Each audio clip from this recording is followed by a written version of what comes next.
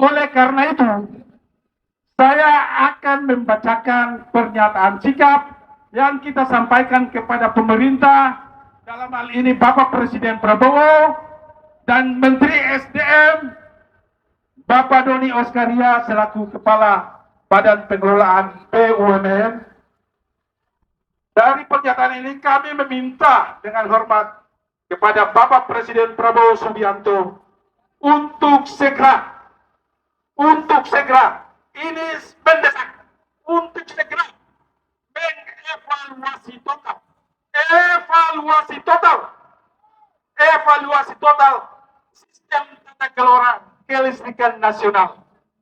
Di antaranya adalah satu, meminta dilakukan tim audit independen mengusut dan investigasi peristiwa blackout dan pemadaman listrik secara beruntun dan masif yang terjadi di Bali tanggal 2 Mei 2005, Kalimantan Barat tanggal 14 Agustus 2005, Jakarta, Bogor, Tangerang, Bekasi tanggal 19 dan tanggal 23 April 2006, Pulau Sumatera secara keseluruhan terjadi pada tanggal 22 Mei 2006, dan hari terakhir ini, dan mungkin sampai sekarang dan mungkin besok masih terjadi blackout secara beruntun yang ada di Jawa, Madura, dan Bali saat ini terjadi, yaitu mulai dari tanggal 8 Juni kemarin hingga hari ini masih ada yang terjadi pemadaman.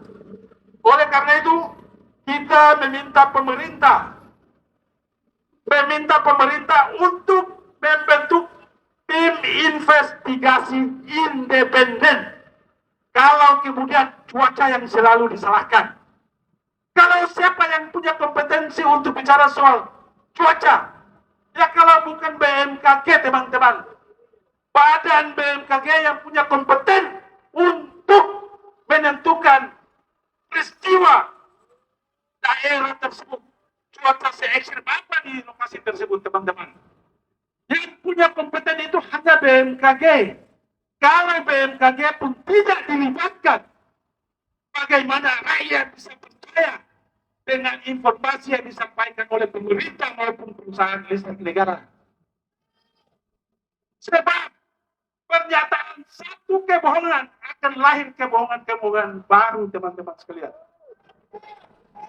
Setiap pernyataan yang dikeluarkan muncul beribu pertanyaan kembali, teman-teman. Kedua, segera bentuk audit forensik, bentuk tim independen audit forensik terkait dengan ledakan PLTU di Labuan Angin, Sumatera Utara, dan PLTU Bengkayan di Kalimantan Barat. Ketiga,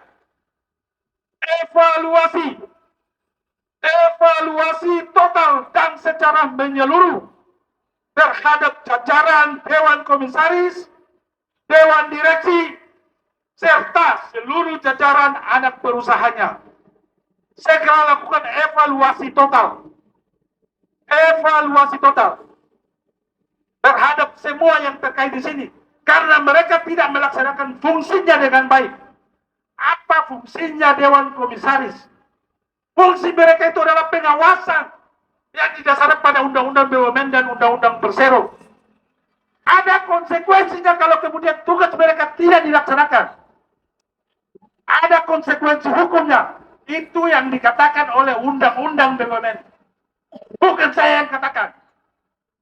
Bagaimana dengan peristiwa beruntun yang terjadi dalam 1 tahun terakhir ini, di mana hasil peran Dewan Komisaris PLN itu sendiri? Di mana peran mereka? Mereka sedang kendali dan sembunyi, hanya terima gaji utang. Teman-teman sekalian dan rakyat yang Anda mendengarkan ini, gaji seorang komisaris BUMN atau komisaris PT PLN itu sendiri satu bulan dengan tunjangannya bisa mencapai ratusan juta rupiah per bulan. Dengan uang yang sebanyak itu, seharusnya mereka melaksanakan tugas dan fungsinya dengan baik ketika terjadi masalah dan berdampak secara langsung langsung kepada masyarakat. Kemudian keempat,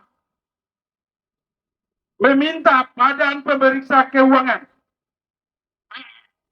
untuk mengaudit kinerja keuangan PT PLN tahun 2005, tahun 2004. Adapun indikasi mencurigakan adanya potensi penyimpangan pada laporan keuangan yang kita paparkan hari ini. Ini harus segera diaudit oleh Badan Pemeriksa Keuangan. Sehingga masyarakat tahu, masyarakat juga melihat tanggung jawab. Karena kita juga bagian daripada PLN. Kita adalah pelanggan PLN. Membayar, setiap bulan kita harus bayar. Ingat, setiap bulan kita harus bayar. Terlambat, putus. Terlambat, nggak ada kata terlambat. Dan kita tidak pernah minta maaf. Dengan minta maaf, kemudian diperpanjang. Tidak ada. Hari ini mereka juga harus konsisten melaksanakan tugasnya dengan baik. Karena mereka digaji. Dengan fasilitas yang ada harus melaksanakan tugasnya dengan baik. Nah, demikian yang kami sampaikan hari ini. Terima kasih kepada Bapak-Bapak staf dan Badan Pengelolaan BUMN memberikan kesempatan kita untuk menyampaikan aspirasi